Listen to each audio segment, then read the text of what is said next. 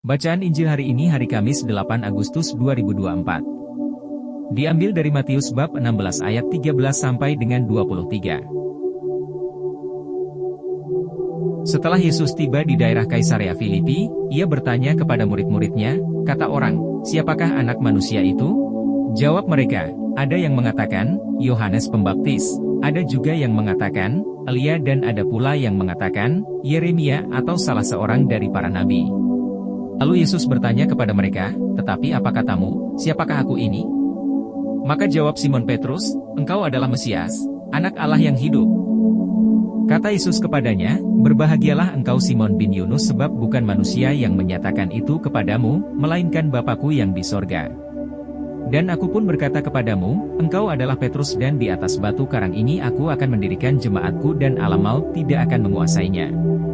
Kepadamu akan kuberikan kunci kerajaan sorga. Apa yang kau ikat di dunia ini akan terikat di sorga dan apa yang kau lepaskan di dunia ini akan terlepas di sorga. Lalu Yesus melarang murid-muridnya supaya jangan memberitahukan kepada siapapun bahwa ia Mesias. Sejak waktu itu Yesus mulai menyatakan kepada murid-muridnya bahwa ia harus pergi ke Yerusalem dan menanggung banyak penderitaan dari pihak tua-tua, imam-imam kepala dan ahli-ahli Taurat, lalu dibunuh dan dibangkitkan pada hari ketiga. Tetapi Petrus menarik Yesus ke samping dan menegur dia, katanya, Tuhan, kiranya Allah menjauhkan hal itu. Hal itu sekali-kali takkan menimpa engkau. Maka Yesus berpaling dan berkata kepada Petrus, enyahlah iblis. Engkau suatu batu sandungan bagiku, sebab engkau bukan memikirkan apa yang dipikirkan Allah, melainkan apa yang dipikirkan manusia.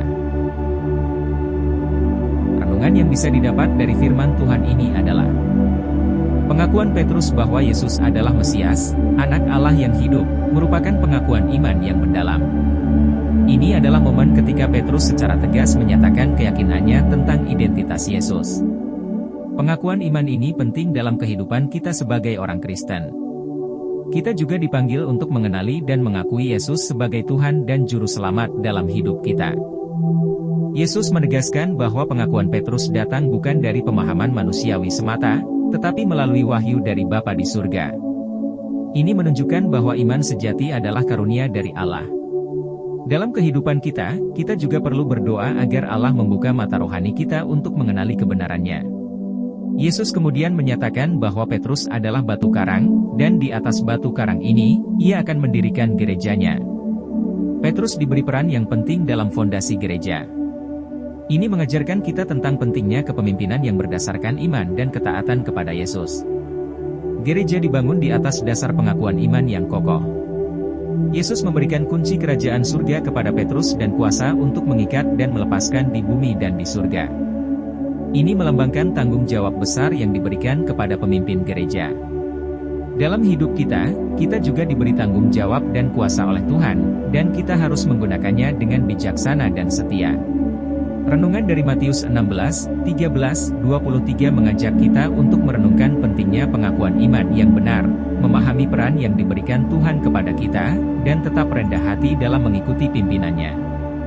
Kita diingatkan bahwa iman dan pengertian sejati berasal dari Allah, dan kita harus terus mencari kehendaknya dalam setiap aspek kehidupan kita.